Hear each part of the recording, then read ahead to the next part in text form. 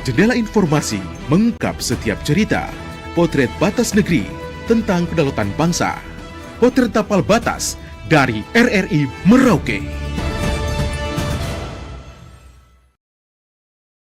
Bagi pendengar dan pemirsa RRI, salam jumpa bersama saya Paulina Violeta. Nah, dan saat ini kita akan ada dalam suatu dialog yang sangat menarik dengan judul Kawal Batas Perairan, Hentikan Perlintasan Ilegal. Nah, Indonesia sebagai negara maritim yang sangat luas dan tentu saja Merauke ini menjadi salah satu gerbang terdepan, apalagi dengan posisi yang berbatasan dengan negara lain melalui perairan. Namun perlintasan ilegal di wilayah ini kerap terjadi dan menjadi ancaman nyata baik bagi nelayan lokal kita maupun sebagai sebuah negara dalam kedaulatan. Dan hari ini kita akan membahas secara mendalam bagaimana sih strategi mengawal batas perairan, mencegah perlintasan ilegal, serta pastinya tetap memperhatikan dan juga melindungi hak para nelayan. Bersama saya pada pagi ini sudah hadir para narasumber. Saya akan langsung saja untuk menyapa narasumber kita. Ya, yang pertama sudah hadir Kepala Badan Pengelolaan Perbatasan Daerah Kabupaten Merauke, Pak Regionus Samkakai. Selamat pagi, Pak. Selamat pagi, Bu. Selamat pagi para pendengar RRI di Kabupaten Merauke dan di Provinsi Papua Selatan. Salam sehat, salam sejahtera. Baik, dan juga sudah hadir ini anggota DPR Kabupaten Merauke yang sekaligus juga menggeluti dunia usaha nelayan. Ada Pak Taufik Latarisa. Selamat pagi, Pak. Ya, selamat pagi, Mbak. Selamat pagi pendengar RRI dimanapun berada. Dan saya sebagai anggota DPR menyapa seluruh keluarga besar nelayan yang ada di Kabupaten Merauke dan umumnya di Provinsi Papua Selatan. Dan juga sudah hadir Ketua Harian Himpunan Nelayan Seluruh Indonesia Provinsi Papua Selatan, Pak Cheng Sumarlin. Selamat pagi, Pak. Selamat pagi, salam sejahtera untuk kita semua. Dan salam sejahtera juga bagi nelayan yang ada di seluruh Provinsi Papua Selatan. Baik, dan juga ini dari keluarga nelayan ada Ibu Philadelphia Yustita Rosti. Selamat pagi, Ibu. Selamat pagi, Mbak. Selamat pagi untuk pendengar RRI Kota Merauke. Salam sejahtera untuk kita semua. Baik, nah ini seperti yang saya jelaskan ya, bahwa memang Indonesia ini sangat luas dalam hal wilayah maritimnya, apalagi Merauke sendiri ini berbatasan dengan dua negara melalui perairan. Nah, tapi mungkin sebelum saya ke pemerintahan, saya ke keluarga nelayan dulu yang pastinya akan terdampak langsung ya. Nah, ini sebagai istri ya dari seorang nelayan ya, Ibu ya. Nah, saya ingin tahu kalau saat ini kondisi suaminya seperti apa, Ibu? Baik, dari kondisi saat ini, informasi terakhir mereka dalam keadaan sehat. Tapi ada beberapa juga yang dalam keadaan sakit. Baik, dan saat ini memang masih dalam tahanan kepolisian Papua Nugini ya. Nah, ini memang menjadi salah satu keluarga dari seorang ABK yang ditangkap karena memasuki wilayah perairan dari Papua Nugini. Saya ingin tahu, Ibu, apa yang kemudian dirasakan oleh keluarga saat mendengar anggota keluarga ataupun sang suami ditangkap oleh aparat negara karena melewati batas negara nih?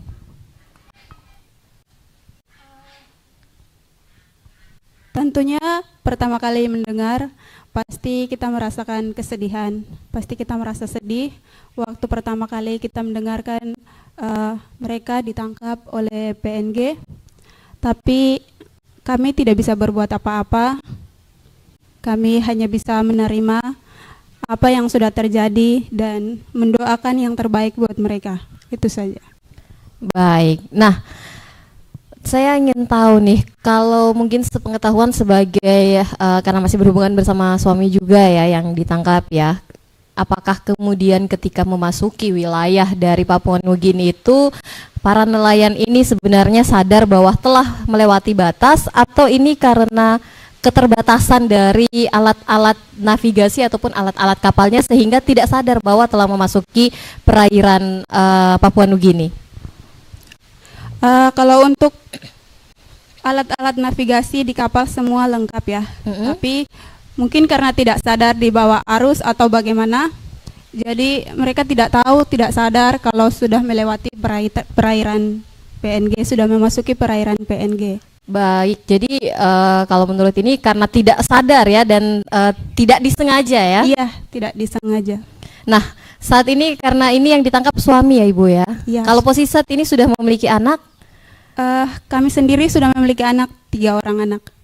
Nah, ini sebagai seorang suami yang mencari nafkah pasti ada kesulitan ya. Saya ingin tahu nih, biar mungkin didengar pemerintah, dengar juga dengan yang lainnya ya, dari KBRI ataupun pemerintah kabupaten dan juga pemerintah provinsi kita, dampak kehidupan sehari-hari saat pencari nafkah utama di dalam rumah tidak pulang seperti apa, Bu? Ya, jadi dampaknya itu sangat banyak ya, terutama dalam keekonomian kami, karena mereka itu tulang punggung kami sebagai keluarga. Mereka, suami saya itu tulang punggung keluarga. Anak kami sudah memasuki usia sekolah, tentunya biaya sekolah itu henti dalam sekejap ya. Setelah itu nanti saya ada usaha untuk mencari pekerjaan, tapi apapun pekerjaan itu tidak mencukupi karena memang tulang punggung yang kami harapkan itu hanya ada di suami.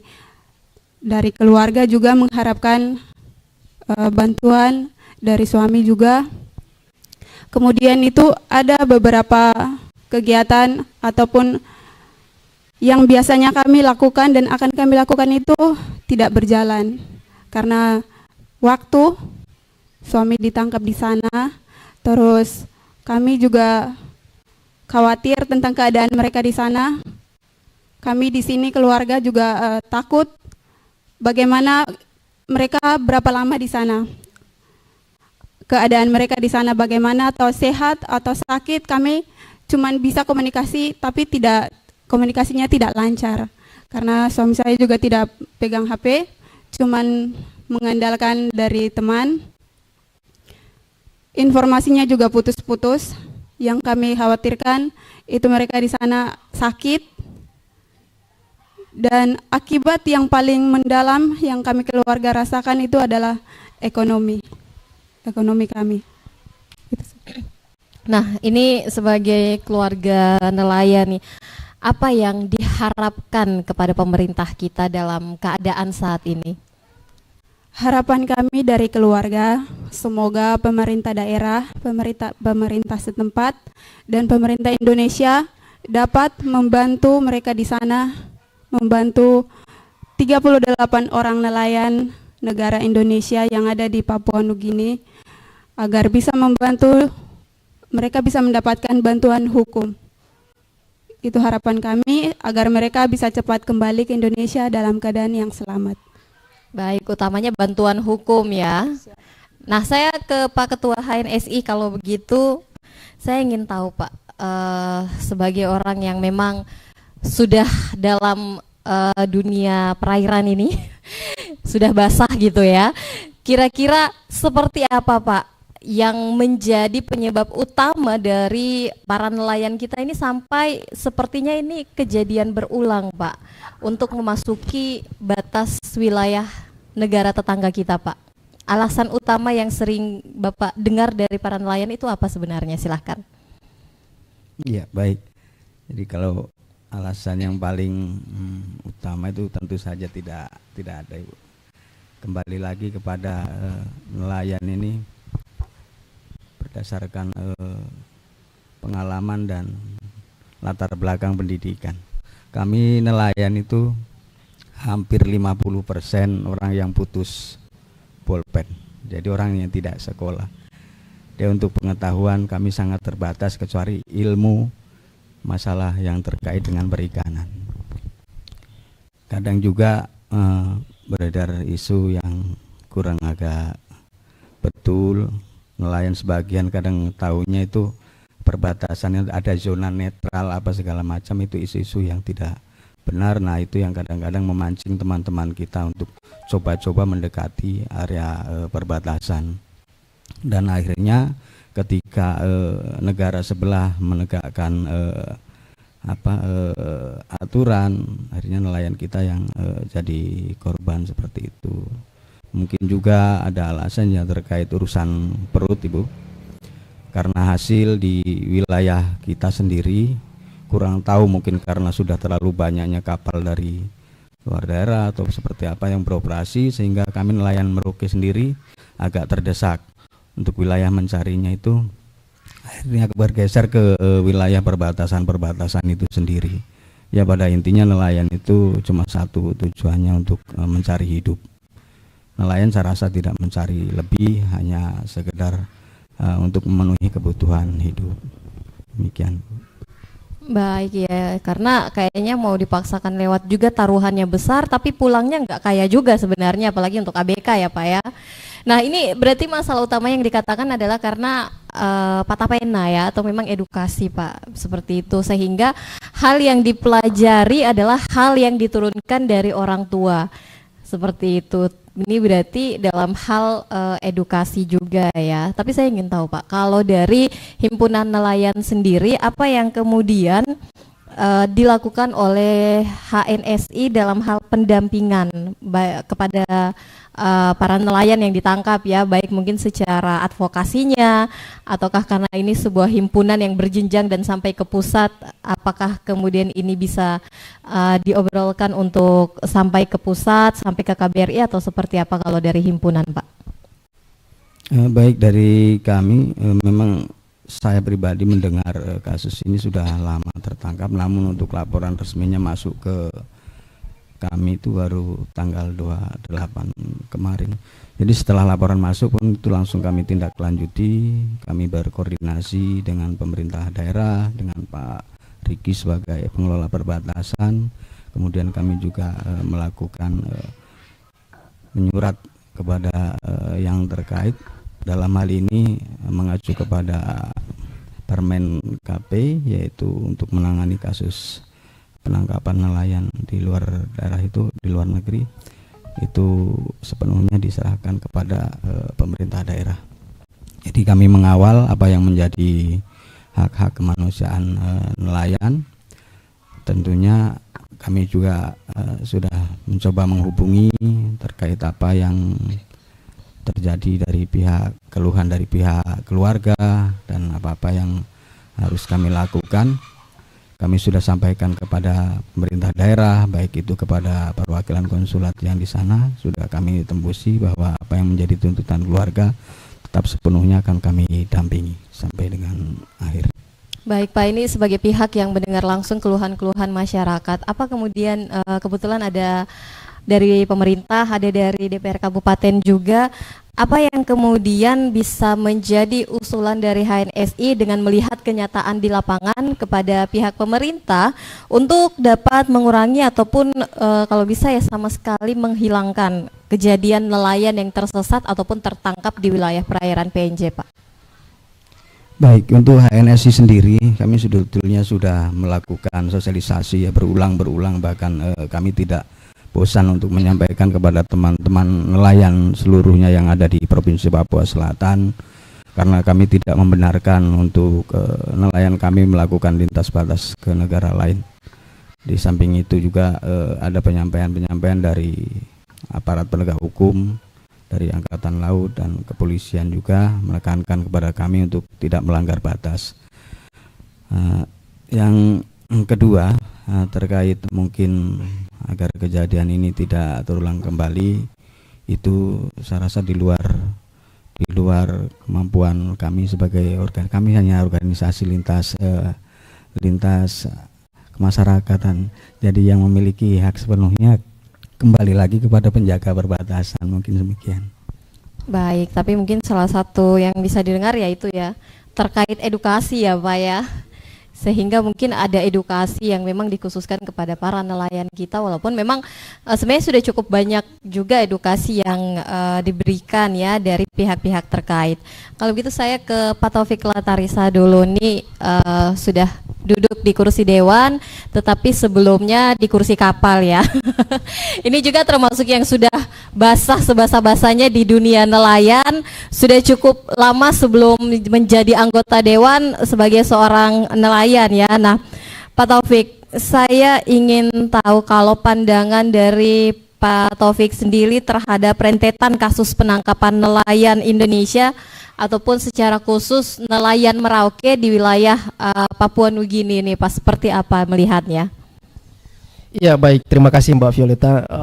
Selamat pagi pendengar RRI dimanapun Anda berada. Terkait dengan kapal kita yang melintas dan beroperasi di perbatasan sampai pada masuk sampai hari ini ditangkap, saya pertama sebagai anggota DPR dan juga masih status sebagai ketua HNSI. Saya tidak membenarkan teman-teman kami yang masuk di wilayah karena ini menyangkut nama baik NKRI kita ketika mereka melintas. Namun situasional yang terjadi di lapangan ini sangat beragam dan sangat dinamis, sangat sulit teman-teman nelayan kita. Kita kembali ke kapal kita, kapal yang beroperasi di wilayah WPP 718 ini atau Laut Arafura ini. Ini potensi ikan ini cukup lumayan banyak dengan beragam, tapi kapal-kapal yang rata-rata dia melintas ini adalah kapal yang menangkap gelembung dengan sirip hiu, Mbak. Jadi beda dengan kapal-kapal yang lain. Ini juga yang menjadi tantangan buat teman-teman nelayan di lapangan ketika dengan bama yang begitu besar, ya, terus pinjaman yang begitu banyak, tekanan ekonomi. Ini kalau saya melihat dari sisi ekonomi ini mereka dalam tahap tekanan sehingga mereka ini dalam keputusasaan dan suka dan tidak suka mereka ambil risiko ini. Pada prinsipnya sebenarnya teman-teman tahu bahwa melewati batas ini segala konsekuensi yang terjadi ini mereka sudah tahu. Saya dengan kepala perbatasan dengan beberapa waktu lalu waktu pada saat kita menjemput di Benua ya Pak Kaban ya, kita sudah memberikan sosialisasi. Ada kalau tidak salah pada saat itu juga ada MOU kalau bisa jangan sampai melintas batas karena ada beberapa sanksi yang akan diberikan. Namun saya rasa kita juga berpikir kalau teman-teman kita cabut izin untuk menangkap ketika mereka melintas atau mereka di perbatasan yang merupakan zona yang dilarang atau melintas batas, ini juga akan berdampak. Sebenarnya teman-teman yang ditangkap yang saat ini ditangkap di PNG ya Mbak, saya tidak membenarkan mereka melintas batas, tapi pertimbangan kemanusiaan itulah saya Pak Kepala Perbatasan kemarin beberapa waktu lalu juga dengan Bu Wakil, kita tetap memperjuangkan hak-hak kemanusiaan ketika mereka ditangkap di Papua Nugini. Seperti itu Mbak. Baik, nah ini saya kalau mendengar sidang DPRD ya ketika terakhir itu paling banyak perhatiannya minta jalan ini diperbaiki karena kalau melihat anggota DPRD ini kebanyakan asalnya dari petani ya, dari seberang sana. Saya kayaknya jarang dan baru pertama melihat Pak Taufik Latarisa dari sisi nelayan yang menjadi anggota DPRD. Nah, kalau selama ini di sidang tuh mintanya Pak perbaikan jalan ini, situasi pertanian seperti ini. Nah, ini dengan hadirnya Pak Taufik nih, kira-kira apakah kemudian sekarang DPRK akan mendukung dalam hal penguatan regulasi atau peraturan untuk nelayan ataupun memberikan dukungan anggaran khusus? Kalau tadi dikatakan Pak Ketua HNSI Provinsi Papua Selatan bahwa ini dalam hal karena kekurangan edukasi ya, sehingga masyarakat tidak belajar banyak untuk mengetahui ya yang salah dalam hal batas ini. Nah, apakah kemudian ada anggaran untuk secara khusus edukasi perbatasan bagi para nelayan kita, Pak? Ya, baik. terkait dengan fasilitas yang di perbatasan juga, khususnya untuk aparat yang bertugas sana memang sangat minim sekali Mbak, sangat minim sekali. Apalagi pada saat di tahun 2025 ini ada refocusing yang sangat-sangat kita dari semua unsur ya, kepala perbatasan juga pasti berdampak, pemotongan anggaran begitu besar.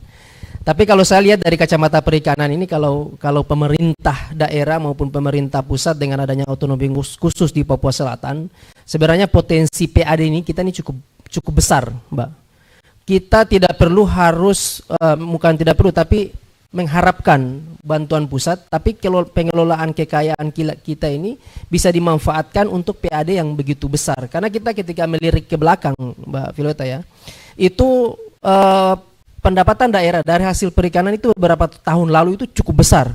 Tapi di kemudian di tahun-tahun setelah moratorium itu mengalami penurunan yang signifikan. Artinya menurut hemat saya ya, karena memang sudah sekian puluh tahun saya ada di dunia perikanan.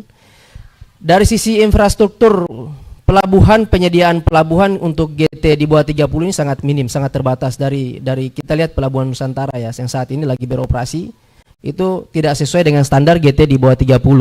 Itu dari pelabuhan pangkalan kapal-kapal nelayan kami. Akhirnya dia tersebar di beberapa area seperti di Kumbe dan Gudangaran dan lain sebagainya. Artinya mereka hanya numpang-numpang di beberapa dermaga-dermaga kecil atau dermaga tradisional. Sehingga kalau memang ke depan pemerintah dan pemerintah pusat maupun pemerintah daerah ingin membangun kembali perikanan ini yang notabene Merauke bukan hanya lumbung pangan untuk pertanian, tapi potensi perikanan ini kita cukup banyak dan cukup melimpah bahkan mohon maaf, ada bahasa yang sampaikan bahwa kita punya ikan, tapi yang berlabel itu daerah-daerah lain. Artinya kapal-kapal ketika dia menangkap di wilayah WPP 718 itu ikan itu tidak pernah didaratkan atau sedikit sekali yang didaratkan di pelabuhan Nusantara Merauke. Sedangkan yang punya potensi ikan ini, potensi kekayaan alam ini itu adalah Kabupaten Merauke, Provinsi Papua Selatan. Tapi yang menikmati apa? Yaitu daerah lain. Ini hal yang sangat keliru yang selama ini saya lihat, Mbak.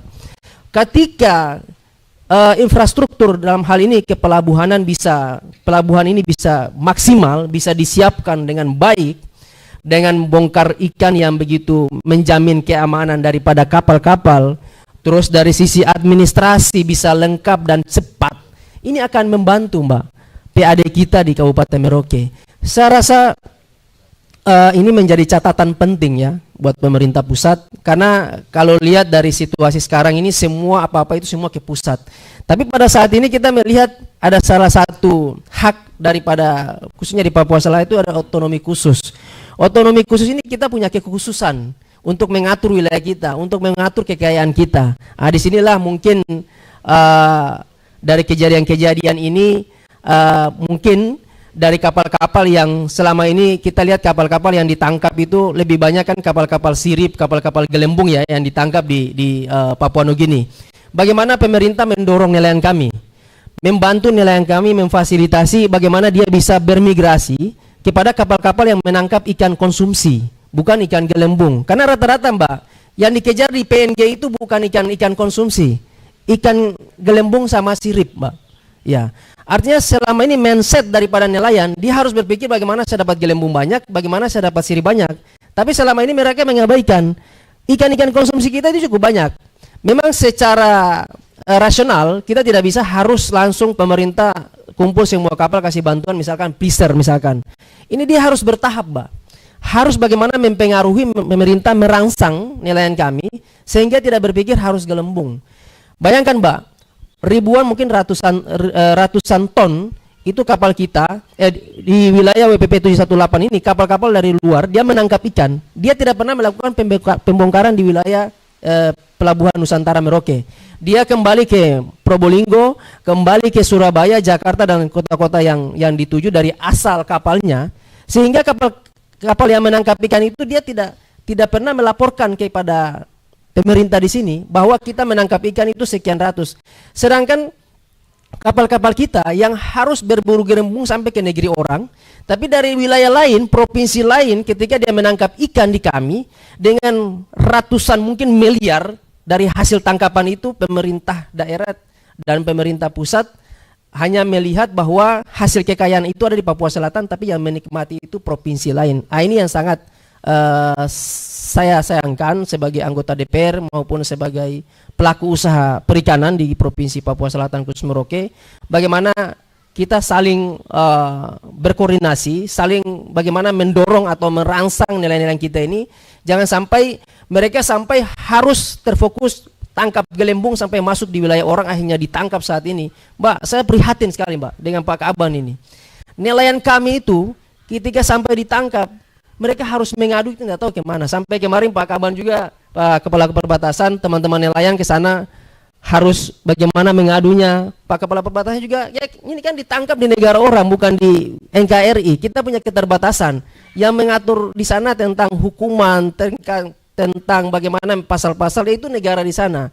Akhirnya saya tetap dengan semua stakeholder yang ada, apapun yang terjadi dengan warga atau nelayan kami tetap akan mengawal mereka, Mbak. Kami akan tetap bagaimana mengupayakan berkoordinasi supaya poin-poin atau pasal-pasal yang memberatkan teman-teman nelayan kami itu jangan sampai terlalu berat. Hukuman pasti mereka akan jalani, Mbak. Tapi saya berharap juga kepada teman-teman nelayan, khususnya di Kabupaten Merauke yang saat ini mungkin mendengar pesan-pesan saya, marilah kita sama-sama berkoordinasi dengan pemerintah daerah, pemerintah pusat, solusi yang terbaik seperti apa nanti ke depan. Di sini ketika sudah ditangkap, kami tidak akan pernah lepas tangan, Mbak. Kepala Perbatasan juga kasihan, mereka ditangkap dengan fasilitas yang ada terus. Seperti Mbak yang di sebelah saya, bagaimana anak-anaknya dia harus menghidupi 3 orang anak, sementara kepala rumah tangganya dia ditahan dengan proses hukum yang lagi berjalan yang kita belum tahu pasti sampai kapan dia harus berakhir dengan masa hukumannya. Sementara di sini dia harus berjuang untuk anak-anaknya, untuk orang tuanya. Ini menjadi catatan penting buat teman-teman nelayan untuk bagaimana kita coba berpikirlah ke depan, menjaga NKRI kita, menjaga nama Kabupaten Merauke kita, terus untuk kekayaan alam kita khususnya perikanan ini bagaimana kita kelola untuk mensejahterakan nelayan kita yang ada di Kabupaten Merauke. Seperti itu, Mbak. Baik, terima kasih. Ya, ini kayaknya sih kalau penekanannya lebih ke sebagai pengusaha perikanan ya. Karena pengalaman yang sudah cukup panjang ya. Dan juga karena sebagai ketua Pak Taufik mungkin sudah lebih detail dalam hal penjelasan ya. Ini benar ya, karena salah satunya masyarakatnya berpikir bahwa kita kalau mau simpan konsumsi banyak-banyak, dalam hal ketersediaan cold storage-nya nggak bisa. Tapi kalau kita simpan gelembung, hanya ambil kecil tetapi harganya jauh lebih mahal, lebih menguntungkan. Soalnya yang dipikir adalah 1, cold storage-nya tidak muat. 2, ketika dibawa ke daratan tidak ada yang mau nampung ataupun membeli, seperti itu ya. Jadi sudah harus keluar bahan bakarnya banyak karena cold storage, sampai di daratan tidak ada penampungan, tidak ada yang membeli. Tapi kalau dari luar Kabupaten Merauke ya, kebanyakan memang yang masuk wilayah ini dari kapal-kapal besar di pulau-pulau Jawa ya Pak ya. Sudah begitu, wah itu semua PAD kita diambil, tidak dibongkar sehingga tidak ada pemasukan juga ke wilayah kabupaten kita. Ini kenyataan yang terjadi ya, yang pastinya cukup merugikan wilayah kita, para nelayan juga, yaitu seperti tadi. Nelayan mungkin menjadi nelayan dari muda sampai tua, ya tidak kaya-kaya juga akhirnya. Seperti itu saja. Nah, kalau begitu tadi sudah dijelaskan juga Pak bahwa memang selalu mendampingi para nelayan ya. Nah ini sebagai anggota DPRK dan juga sebagai pengusaha perikanan Pak Taufik, sejauh ini dalam upaya diplomatik kan mungkin kebijakan mendampingi para nelayan yang ditangkap ini sudah seperti apa? Ya, baik, terima kasih Mbak. Kami sebenarnya yang tadi disampaikan oleh Ketua Harian bahwa kami ini tidak punya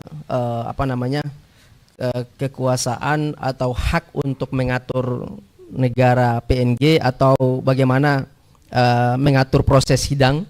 Tapi saya dengan teman-teman selalu berkoordinasi dengan kepala perbatasan, dengan Pemda Merauke, supaya bagaimana pendampingan hukum buat teman-teman ini kalau bisa ada buat mereka. Karena contoh kasus yang di 2024 bulan Oktober yang ditangkap yaitu 3 kapal kita.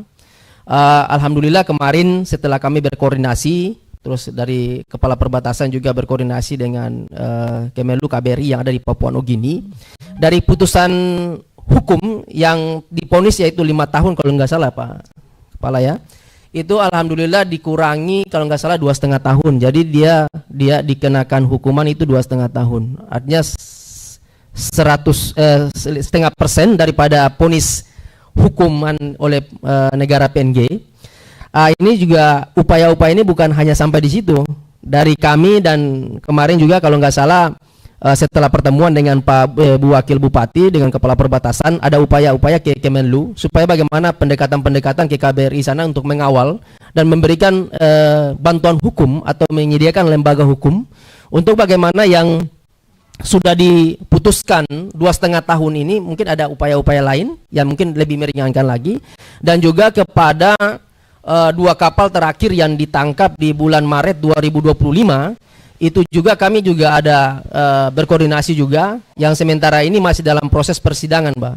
Harapan kami sebagai anggota DPR, sebagai pelaku usaha perikanan di Kabupaten Merauke, dan pesan-pesan juga dari keluarga yang bermacam-macam, dengan adanya progres-progres seperti ini, mungkin pemerintah pusat, Kemenlu bisa mendengarkan rintihan hati nelayan kami, bisa memperjuangkan harapan-harapan besar dari para istri-istri yang ada di Kabupaten Merauke dengan keluarga-keluarga besar yang ada di Kabupaten Merauke, untuk bagaimana proses ini kalau bisa jangan sampai terlalu lama-lama di sana.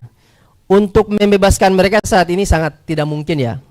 Tapi dengan adanya progres, dengan adanya koordinasi atau pemberian bantuan lembaga hukum kepada teman-teman yang lagi mengalami proses persidangan di Papua Nugini sana, ini mungkin akan berdampak, Mbak. Saya yakin Kepala Perbatasan juga kemarin Pak Taufik pasti kami akan kawal, kami akan dorong bagaimana supaya putusan nanti di 2 kapal yang terakhir ini kalau bisa dia lebih ringan lagi dari 2 kapal yang pertama.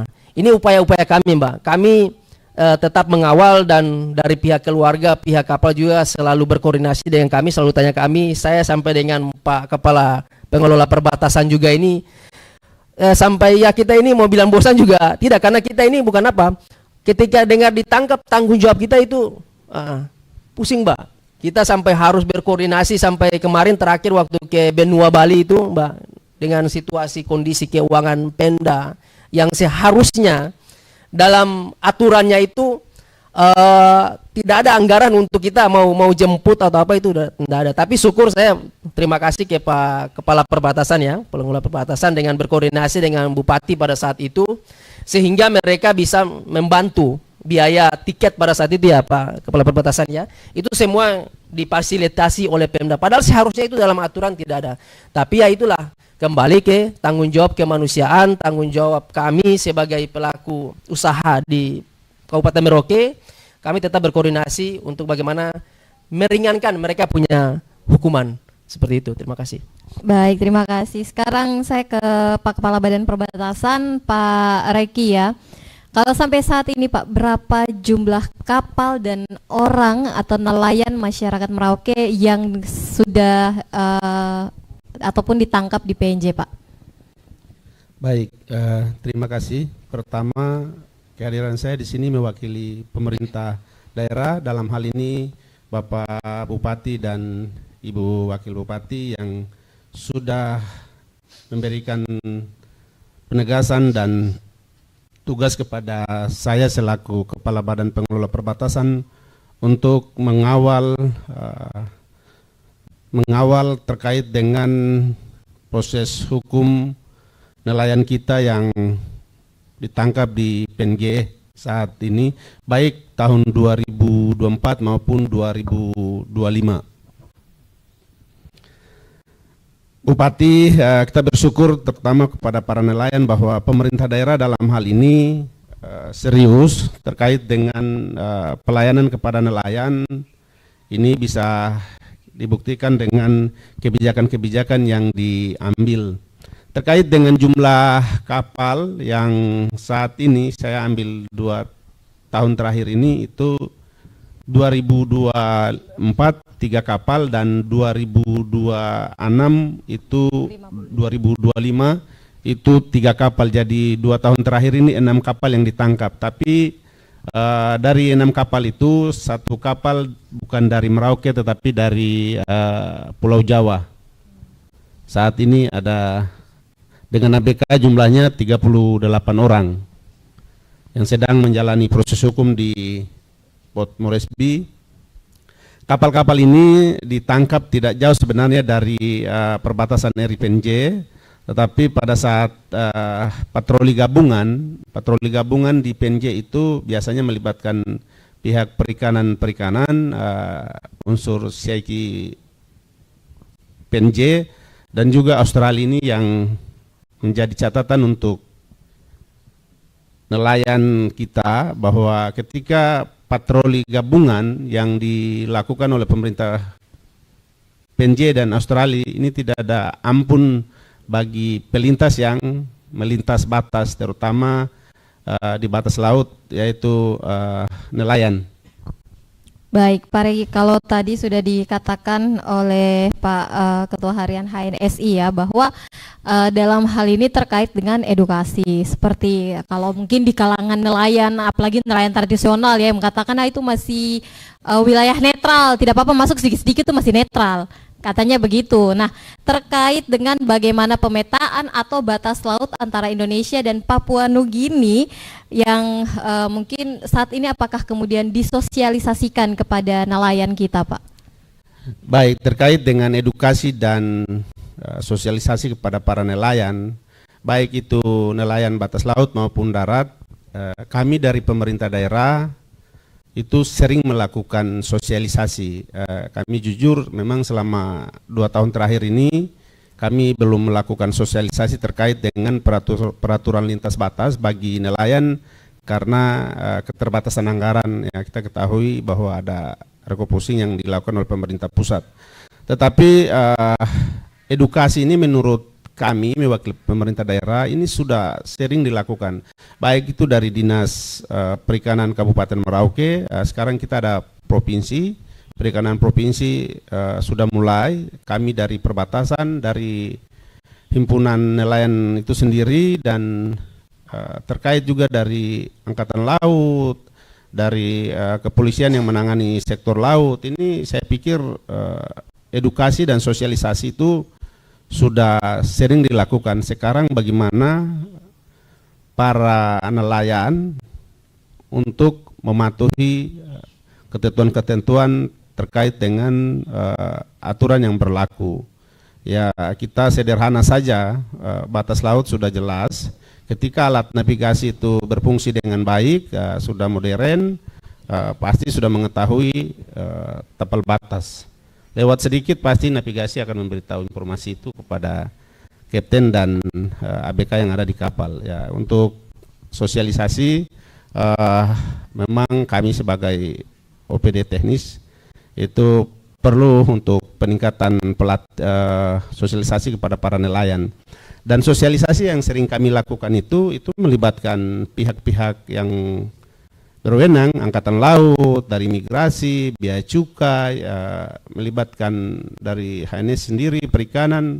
Saya kira informasi yang akan sering diberikan sudah cukup. Tapi di dalam hal ini pemerintah perlu setiap tahun perlu melakukan sosialisasi. Dan dalam kesempatan ini juga saya menghimbau kepada para nelayan, ketika ada sosialisasi, kalau bisa pemilik kapal dan kapten ABK yang harus hadir.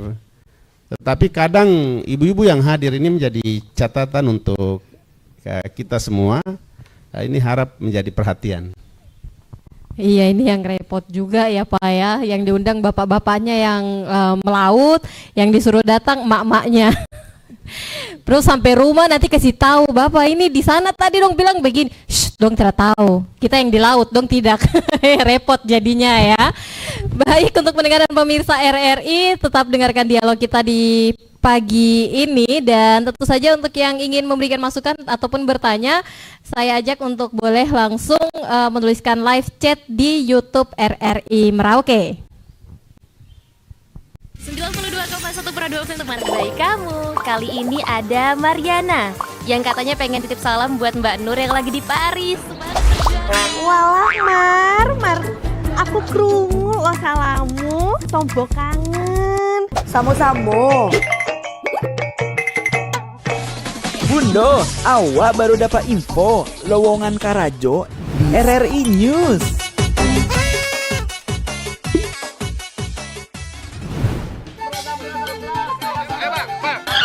Nyanyi lagu apa kita, Pace? RRI digital saja toh.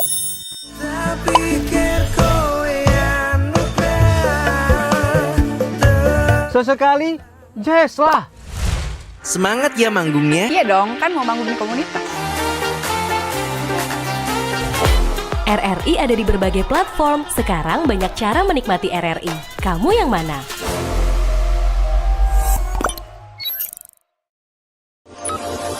RRI Net. Kami hadir dengan ragam informasi, dialog interaktif, dan hiburan. Baik, pendengar dan pemirsa RRI, kembali di dialog kita pada pagi ini dengan topik kawal batas perairan, hentikan perlintasan ilegal. Nah, saya masih dengan Pak Reki ya. Saya ingin tahu Pak, apa yang kemudian karena saya tahu sekali Pak Reki sudah sangat lama ada di Badan Pengelolaan Perbatasan Daerah. Yang menjadi tantangan utama dalam pengawasan perbatasan laut khususnya di wilayah tangkapan nelayan itu apa Pak? Baik, yang menjadi tantangan bagi pengawasan baik pemerintah daerah, pertama memang sarana yang bisa digunakan untuk pengawasan di perairan kami dari perbatasan memang sangat bahkan tidak ada sarana yang seperti speedboat yang bisa kami gunakan untuk melakukan patroli di 10 kawasan perbatasan, 10 distrik. Baik juga termasuk dari Angkatan Laut juga, saya pikir sarana juga sangat terbatas dengan kondisi laut, batas laut yang sangat luas, termasuk dari pihak kepolisian.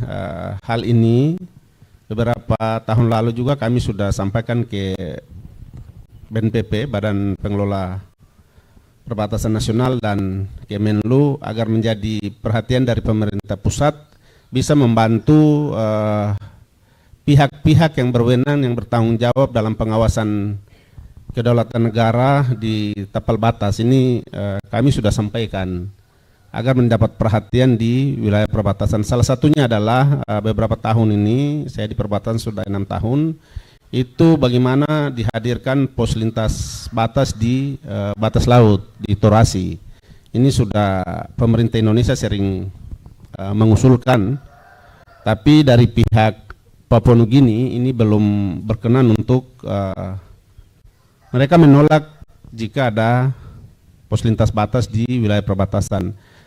Dalam membangun pos lintas batas kedua negara itu harus ada kesepakatan antara dua negara, baik PNG maupun Indonesia. Ketika Indonesia ingin bangun tetapi belum ada kesepakatan dari pemerintah PNG, ini tidak akan dilakukan pembangunan. Memang sarana dan prasarana pengawasan di wilayah perbatasan masih sangat minim sekali, apalagi di Torasi dengan pos angkatan laut yang setiap hari melakukan tugas dan tanggung jawab mengawasi kedaulatan negara.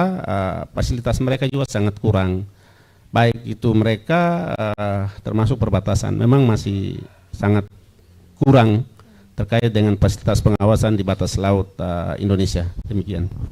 Baik, ini mungkin salah satu yang cukup sedih ya, karena ketika sekarang yang digaungkan adalah ketahanan pangan dalam hal pertanian, perhatiannya luar biasa ya.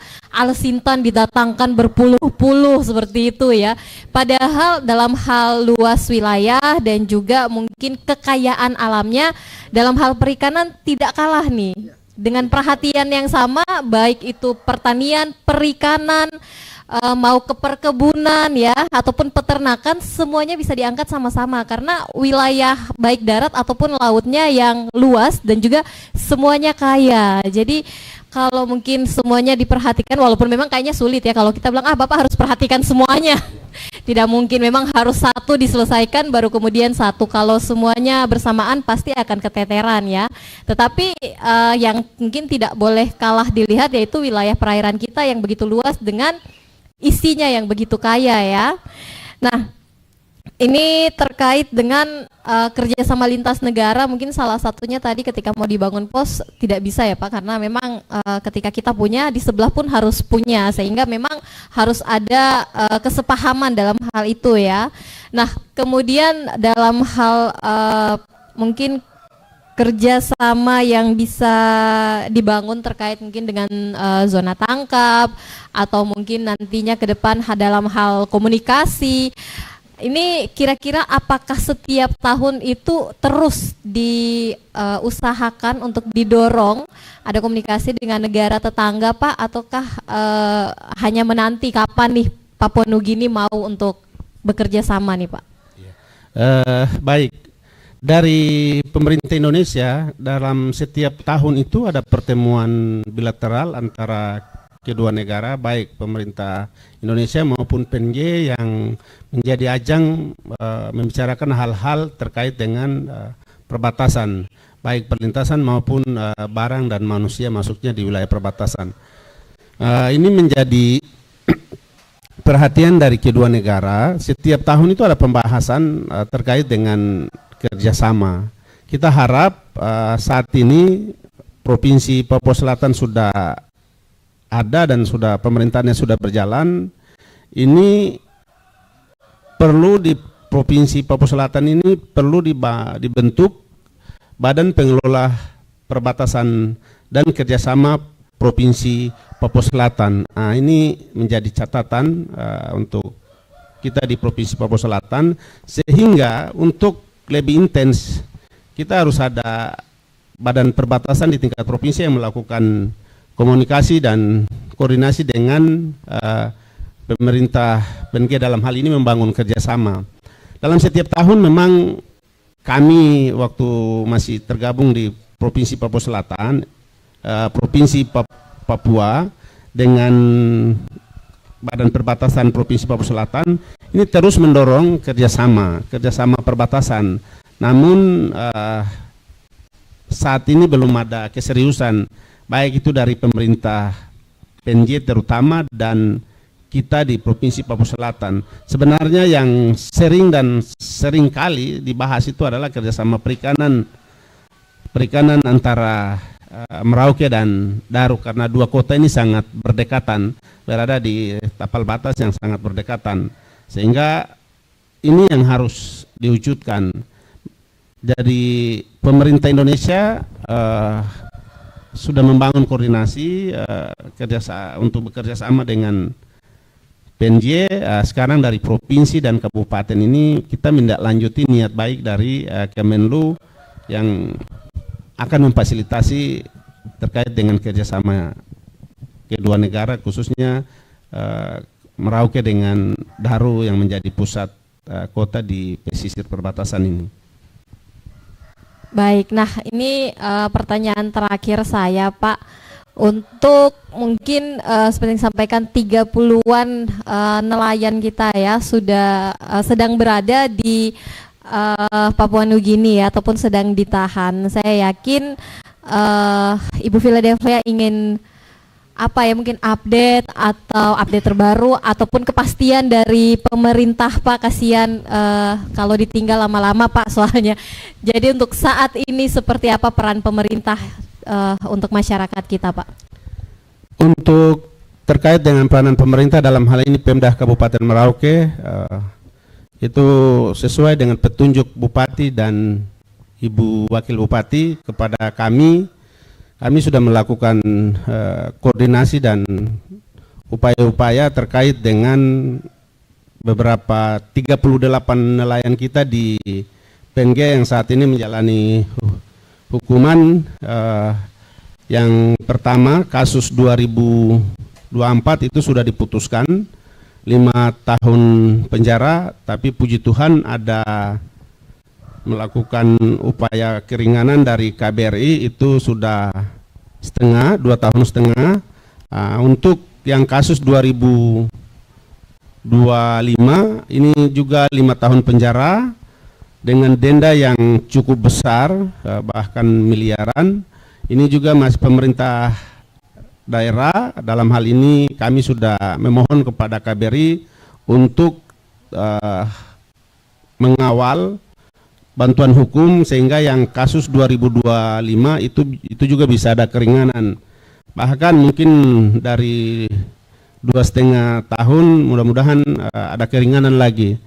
Tetapi para nelayan dan keluarga nelayan yang kami hormati, kami pada kesempatan ini kasih informasikan bahwa pemerintah Indonesia tidak bisa mengintervensi hukum yang berlaku di negara PNJ. Itu harus kita ketahui. Pemerintah Indonesia dan Pemda Kabupaten Merauke yang bisa lakukan adalah komunikasi, koordinasi dengan KBRI, bagaimana memohon kepada pemerintah Papua Nugini biar ada keringanan. Tetapi untuk membebaskan itu tidak mungkin karena pemerintah PNJ juga mereka menerapkan hukum yang berlaku di kedaulatan hukum mereka. Baik, tapi tentu saja upaya tetap dilakukan ya Pak ya? Ya, upaya sudah dilakukan. Nanti informasi terbaru kan minggu yang kemarin. Jadi dalam hal ini kami menunggu petunjuk dari Ibu Wakil dan Pak Bupati untuk bisa berkoordinasi lagi ke Kementerian Luar Negeri dan BNPB. Bagaimana perhatian dari KBRI terutama nelayan ini dalam menjalani hukuman ini dalam keadaan sehat dulu, sehingga kita tidak inginkan hal-hal di luar yang dapat mengganggu kesehatan mereka. Jadi perhatian pemerintah terutama fokus dulu para nelayan dalam keadaan sehat, dan berikut yang kedua adalah mungkin keringanan hukuman yang bisa diberikan oleh pemerintah Papua Nugini. Baik ya, soalnya memang di satu sisi tidak seperti yang dikatakan Pak Taufik ya, tidak dibenarkan ya, sehingga kita mau bilang korban juga tidak bisa karena saat ini posisinya memang dalam posisi salah ya, tetapi tentu saja akan terus dilakukan upaya-upaya dari pemerintah. Saya bacakan beberapa atensi yang sudah masuk. Ini ada Ibu Grace. Sebenarnya yang nakal para nelayan, fasilitas radar dan kelengkapan navigasi sudah canggih, tapi berulang kali nelayan sengaja masuk ke teritori PNJ maupun Australia untuk menangkap ikan. Semoga para nelayan juga punya nurani untuk taat aturan, karena selalu negara yang dibebani untuk membayar denda hingga puluhan miliar. Selanjutnya, semangat Pareki, semoga setiap tahun selalu mensosialisasikan aturan-aturan untuk para pemilik kapal dan juga nelayannya. Ya, mungkin sedikit masukan juga itu ya. Lainnya juga memang betul kita harus kawal perairan supaya tidak terjadi pelanggaran, karena ya mungkin pemerintah mensosialisasikan, tetapi pada kenyataannya yang harus melaksanakan ya para nelayan kita ya. Baik, kita sudah di akhir acara. Untuk itu saya akan minta closing statement ataupun pernyataan penutup dari masing-masing narasumber kita. Saya akan mulai dari Ibu Philadelphia yang mungkin ingin disampaikan harapannya, tetapi mungkin juga boleh ya, karena saya rasa walaupun suami pergi mencari uang, tetapi dengan keadaan saat ini malah menyulitkan ya. Mungkin masukan juga untuk para nelayan lain untuk tidak melanggar batas sehingga bisa pulang ke keluarganya. Silahkan. Dari saya untuk para nelayan untuk tetap berhati-hati dan patuhi aturan yang berlaku di laut. Selanjutnya semoga sehat 38 ABK yang ada di sana. Harapan kami sangat berharap yang paling terpenting adalah keadaan mereka di sana sehat.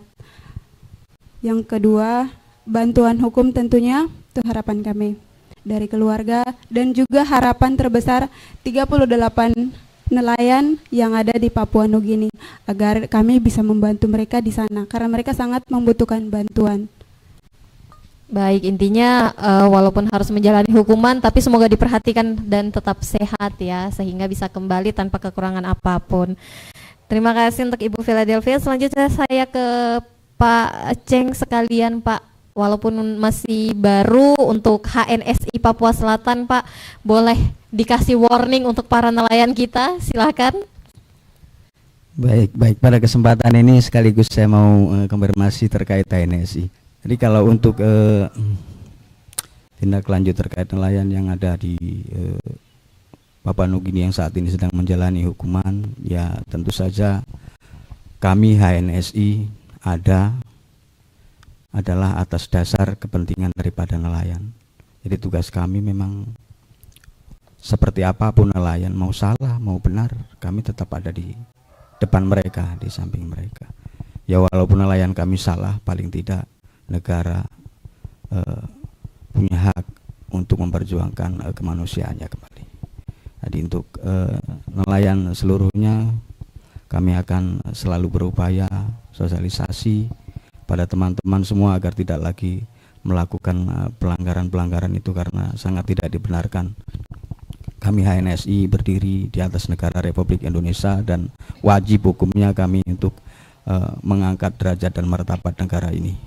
Demikian saya rasa terkait langkah hukum selanjutnya kami serahkan sepenuhnya kepada pihak yang terkait. Demikian. Baik, himpunannya jadi kayak seorang ayah yang baik ya, biar anaknya nakal ya udah, biarpun salah tetap dibantu ya Pak ya. Jadi biar nelayan-nelayannya nakal ya udah Pak, tolong dimengerti. Seperti itu ya Pak Ceng. Baik, saya ke Pak Taufik, silahkan Pak. Baik, terima kasih Mbak. Saya seperti tadi disampaikan oleh Pak Ketua Harian, saya Ketua DPD HNSI Papua Selatan dan menjabat sebagai anggota DPR Kabupaten Merauke, kebetulan di Komisi 2 terkait dengan yang membidangi pertanian dengan perikanan. Pesan saya yang paling terpenting bagi kapal-kapal nelayan kita yang ada di Kabupaten Merauke, ketika ingin melaut, ketika ingin mencari rezeki, pertama ingat anak dan istri dan keluarga besar sangat merindukan pulangnya dari laut. Kenapa demikian? Sejuta harapan daripada istri dan keluarga adalah pulang dengan membawa hasil, membawa ya hasil daripada penangkapan ikan, bukan yang mereka harapkan ketika mereka ditangkap di negara orang. Untuk itu pesan saya kepada seluruh nelayan yang terkecil maupun yang terbesar di Kabupaten Merauke, ketika melaut tolong ingat anak dan istri dan keluarga besar yang sedang menunggu. Karena ketika bapak-bapak nelayan kami yang ditangkap bukan hanya memberikan rasa prihatin itu buat keluarga besar, tapi seluruh stakeholder, seluruh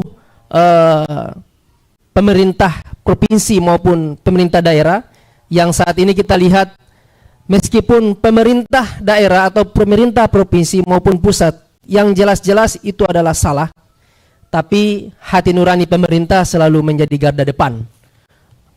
Artinya kalau pemerintah mau lepas tangan itu sah-sah saja, tapi kembali kepada kemanusiaan, bahwa itu adalah warga negara Indonesia, itu adalah tetangga kita di Kabupaten Merauke, itu adalah warga Papua Selatan, yang bagaimana ketika mereka salah ada upaya-upaya hukum yang meringankan mereka sehingga mereka kembali dengan selamat. Itu yang pertama Mbak. Yang kedua, terkait dengan teman-teman yang ditangkap di PNG, permintaan saya kepada pemerintah pusat, kabupaten, mari sama-sama kita mengawal bersama. Upaya-upaya hukum untuk meringankan mereka, mari kita maksimalkan. Yang ketiga, terkait dengan kesehatan mereka di sana. Karena ada beberapa waktu lalu, ada salah satu ABK juga yang gangguan jiwa, karena ada mungkin dari tekanan-tekanan di dalam tahanan atau mungkin beban ekonomi daripada keluarga yang tinggalkan di Merauke, akhirnya ada yang sampai stres bahkan gangguan jiwa. Mungkin juga ini menjadi atensi juga buat salah satu ABK ini yang mungkin ada upaya-upaya pengecualian dalam proses hukum ini, karena ketika dia benar-benar gangguan jiwa di negara sana, ini akan sangat mengganggu juga keselamatan, kenyamanan dan mungkin kesehatan beliau di sana. Yang berikut yang terakhir saya pesan, ini sudah berulang kali saya sampaikan, navigasi kita ini sudah lengkap.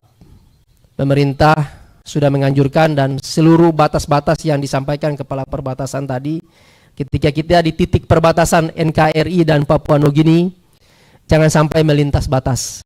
Karena ketika kita melintas batas negara orang, itu bukan hanya nama keluarga, tapi nama NKRI dipertaruhkan di sana. Artinya sampai ditangkap, mau dan tidak mau, Kemenlu, KBRI, semua pemerintah stakeholder yang terkait pasti punya tanggung jawab moral untuk bagaimana membebaskan mereka, meringankan mereka, terus bagaimana keluarga mereka yang ditinggalkan di Merauke ini supaya mereka memberikan rasa nyaman buat mereka. Mereka was-was karena hari ini istri-istri mereka, saya yakin dan percaya mereka mau mengadu dan mungkin mereka sampai berhutang di mana-mana, mungkin ya, ini menurut saya, tapi mungkin tidak bisa diungkapkan lewat forum ini. Tapi yang saya rasakan karena saya juga bagian dari pelaku usaha, ya mungkin ya mereka hanya bisa pasrah dan memohon lewat acara-acara seperti ini. Mudah-mudahan mereka bisa kembali dengan selamat, sehat, tanpa kekurangan apapun daripada diri mereka. Terima kasih. Baik, terima kasih Pak Taufik. Terakhir Pak Reki, silahkan Pak. Baik, dari pemerintah daerah bagi pelintas baik laut maupun darat, hal yang ingin disampaikan pada kesempatan ini yang pertama adalah mari menjaga kedaulatan bangsa dan negara. Jadilah warga yang menaati aturan, karena kita memasuki wilayah orang itu kita melanggar kedaulatan hukum yang berlaku. Nama baiknya adalah nama baik bangsa Indonesia. Jujur saya katakan, dalam setiap pertemuan bilateral kedua negara, itu kami masyarakat Merauke ini sebenarnya sering dibilang pencuri. Ini saya harus sampaikan dengan jujur. Yang kedua, pemerintah Indonesia, baik provinsi maupun kabupaten, tidak pernah menganggarkan anggaran yang terkait dengan bagi warga negara Indonesia, baik itu pelintas laut maupun darat yang melanggar aturan atau memasuki wilayah orang. Itu tidak ada anggaran. Saya sekaligus menjawab dari masyarakat tadi yang mengikuti. Pemerintah kabupaten dan provinsi tidak pernah membayar denda yang terkait dengan para nelayan yang ditangkap yang diproses hukum baik di Australia maupun di PNG. Yang pemerintah daerah membantu adalah kebijakan, baik itu kebijakan dari gubernur maupun kebijakan dari bupati, itu bersifat kemanusiaan. Yang biasanya yang dibantu adalah proses pemulangan setelah menjalani hukuman baik di PNG maupun di Australia. Ini juga dananya tidak tersedia dalam setiap tahun, tetapi upaya dari Badan Pengelola Perbatasan yang sering kami lakukan kepada Pak Bupati maupun Gubernur, sehingga kita mendapat dana terkait dengan pemulangan warga negara kita, para nelayan baik itu pelintas batas darat maupun yang laut. Lalu yang ketiga ingin saya sampaikan pada kesempatan ini, khusus kepada para nelayan dan pemilik kapal, saya pikir kita sudah ada kesepakatan yang difasilitasi oleh Dinas Perikanan Kabupaten dan Provinsi untuk sama-sama mematuhi aturan dan ketentuan yang berlaku yang sudah kita sepakati bersama untuk tidak melanggar memasuki wilayah perairan baik Australia maupun Papua Nugini. Dan juga pada kesempatan ini juga saya ingin menyampaikan bahwa di PNG itu sangat sulit satu hari makan satu kali. Oleh sebab itu kepada para nelayan agar memperhatikan hal ini. Satu hari makan satu kali. Kesehatan juga kurang diperhatikan. kepada saudara-saudara nelayan, mohon untuk mematuhi aturan yang berlaku di kedua negara. Yang terakhir, mungkin khususnya untuk para pengurus HNSI, mari sama-sama terus melakukan koordinasi, upaya-upaya edukasi dengan pihak-pihak terkait. Kami dari pemerintah daerah siap, mudah-mudahan di 2026 ada anggaran yang cukup. Mohon dukungan juga dari Pak Taufik di DPR sehingga perbatasan ini tidak dilihat oleh pihak terkait, tidak dilihat karena semata, tetapi perbatasan ini mempunyai peranan yang sangat penting di wilayah perbatasan. Ketika ada masalah kedua negara, perbatasanlah menjadi perhitungan atau menjadi perbincangan. Kalau di SKPD lain ketika ada persoalan, saya pikir biasa-biasa saja. Tetapi kalau persoalan perlintasan ini sangat sensitif, membawa nama Republik Indonesia. Demikian, terima kasih. Baik, terima kasih Pak Regi dan juga semua narasumber kita yang hadir. Terima kasih banyak. Semoga dialog ini tidak harus diulang ya. Artinya tidak ada perlintasan ilegal lagi. Semua nelayan kita sudah sadar karena dalam hal menjaga perbatasan ini bukan hanya tugas pemerintah, bukan hanya tugas aparat ya, tetapi tentu saja tugas semua masyarakat, apalagi para nelayan kita. Nah, dan juga seperti yang disampaikan oleh Pak Taufik ya, ketika kita melintas batas negara, yang dibawa itu adalah nama satu negara. Ya, tidak mungkin dong di setiap pertemuan harus dikatakan bahwa orang Indonesia tuh suka sekali mencuri ke laut orang lain ya. Untuk itu ketika nelayan lokalnya mau dilindungi, batas lautnya pun harus dihormati karena itu juga menjaga marwah dari kebangsaan kita. Untuk itu pastinya para nelayan harus memastikan anak, istri, orang tua, keluarga di rumah itu makan yang aman tetapi juga adil dalam hal tidak mengambil milik orang lain. Untuk itu terima kasih yang sudah mendengarkan dialog kita di pagi ini yang kami siarkan langsung dari Pendopo Pak Taufik Katarisa di Kampung Buti. Terima kasih banyak sudah jadi tuan rumah yang luar biasa Pak. Dan sekian dialog kita. Terima kasih untuk pemirsa dan pendengar RRI. Selamat pagi dan kembali ke studio. Terima kasih atas kebersamaan Anda bersama RRI Merauke. Potret Tapal Batas.